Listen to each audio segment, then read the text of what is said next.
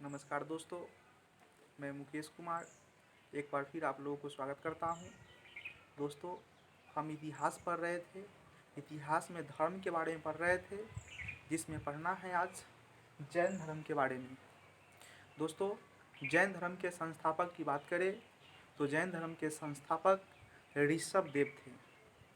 दोस्तों, संस्थापक कभी कभी तीर्थंकर भी कह दिया जाता है, क्योंकि ऑब्जेक्टिव एग्जाम को लेकर पूछा जाता है कि तीर्थंकर शब्द किस धर्म से संबंधित है, तो जैन धर्म से। प्रथम तीर्थंकर कहिए या संस्थापक कहिए, वह ऋषभ देव थे। और ये पूरे धर्म में, जैन धर्म में 24 तीर्थंकर बनेंगे, जिसमें 23वें तीर्थंकर पार्श्वनाथ हैं, जो आश्वसेन के पुत्र हैं। पार्श्वनाथ 30 वर्ष की अवस्था में सन्यासी जीवन को स्वीकारते हैं और ये अपने कुछ धर्म को विस्तार करते हैं। इनके मरने के बाद 24वें तीर्थंकर महावीर स्वामी होते हैं, जिनका जन्म वैशाली के कुंडग्राम में होता है। इनकी माता का नाम त्रिक्षला है, जो चेटक की बहन लगती है। मतलब महावीर स्वामी के मामा का नाम हो जाता है चेटक। महावीर स्वामी के पिता का नाम सिद्धार्थ है। आपने पिछले वीडियो में बौद्ध धर्म के बारे में देखे होंगे कि महात्मा बुद्ध के बचपन का नाम सिद्धार्थ था। यहाँ महावीर स्वामी के पिताजी का नाम सिद्धार्थ है, जो ज्ञात्रिक कुल से संबंध रखते हैं। दोस्तों, महावीर स्वामी 30 वर्ष की अवस्था में अपने बड़े भाई नंदी बर्मन से आज्ञा लेकर वह सन्यासी जीवन को स्वीकारते हैं। इनकी पत्नी की बात आती है कि महावीर स्वामी की पत्नी यशोधा, मिस्टेक नहीं करेंगे, महात्मा बुद्ध के पत्नी के नाम यशोधरा, इनके पत्नी के नाम यशोधा था। दोस्तों, महावीर स्वामी का एक पुत्री होती है जिसका नाम प्रियदर्शनी है। उनका एक दामाद होंगे जिनका नाम जामिल है।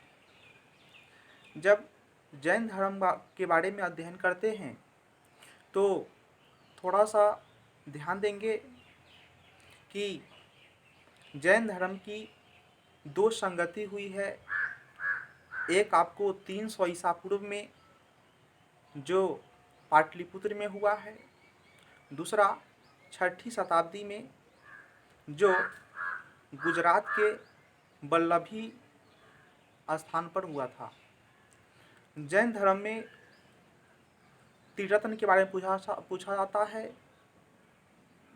कि जैन धर्म का त्रिरत्न क्या था, तो इसको थोड़ा सा याद रखेंगे। साम्यक आचरण, साम्यक ज्ञान और साम्यक दर्शन। दोस्तों, जब जैन धर्म की बात आता है कि जैनों का प्रमुख केंद्र कहाँ है, तो याद रखेंगे मथुरा, जो उत्तर प्रदेश में पड़ता है। जब जैन धर्म चल रही थी, उसी क्रम में महावीर की मृत्यु हो जाती है। और मृत्यु होने के बाद इसके बाद कोई तीर्थंकर नहीं बनेंगे। बस इनके जो मानने वाले लोग होंगे वह इस धर्म को और आगे बढ़ाएंगे, लेकिन अब तीर्थंकर शब्द नहीं आएगा। तो एक बार अपने बिहार या मगध के इलाका में अकाल पड़ जाता है, भीषण अकाल, जिसमें स्थूल भद्र यहीं रह जाते हैं और भद्रबाहु इस आपदा का सामना नहीं करते हैं और वो अपने सन्यासियों को लेकर वह कर्नाटक चले जाते हैं।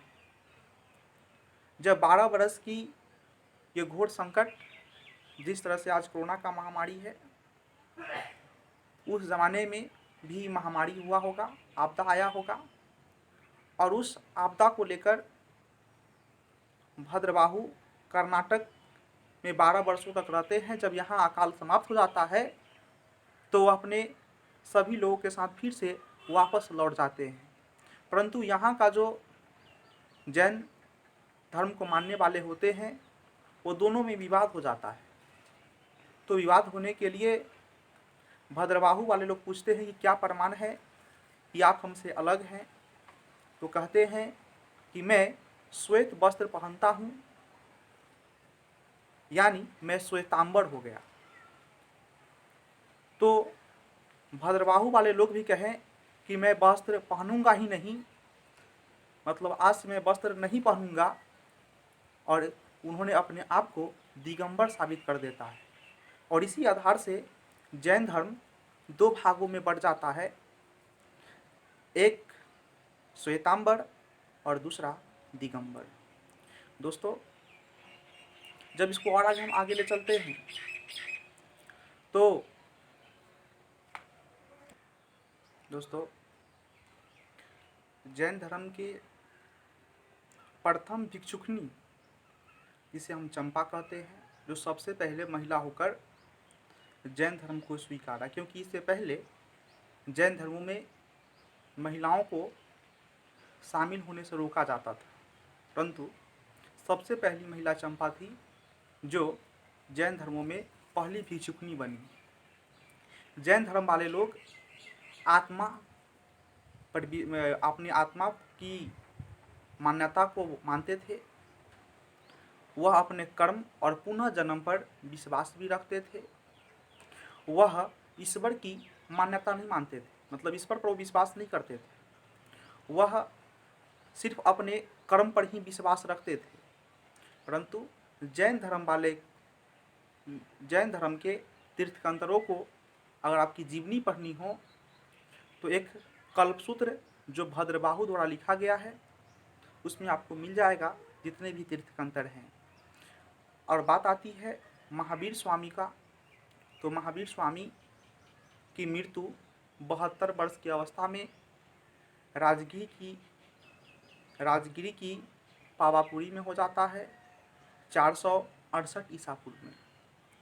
दोस्तों, कभी कभी और एग्जाम में कुछ क्वेश्चन पूछे जाते हैं, जैसे महावीर की ज्ञान की प्राप्ति किस वृक्ष के नीचे हुआ था, तो याद रखेंगे साल वृक्ष के नीचे हुआ था। किस नदी के किनारे हुआ था, तो ऋजुपालिका नदी के किनारे हुआ था। और कितने वर्षों के बाद उनकी ज्ञान की प्राप्ति हुई थी, तो 12 वर्षों के बाद उनकी ज्ञान की प्राप्ति हुई थी। कुछ बोर्ड पर लिखते हैं, जरा उसको ध्यान देंगे। दोस्तों, जैन धर्म के संस्थापक या प्रथम तीर्थंकर ऋषभ देव थे।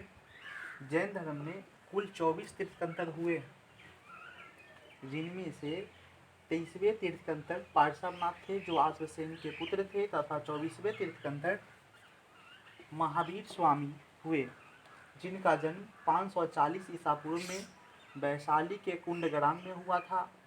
उनका बचपन का नाम वर्धमान था।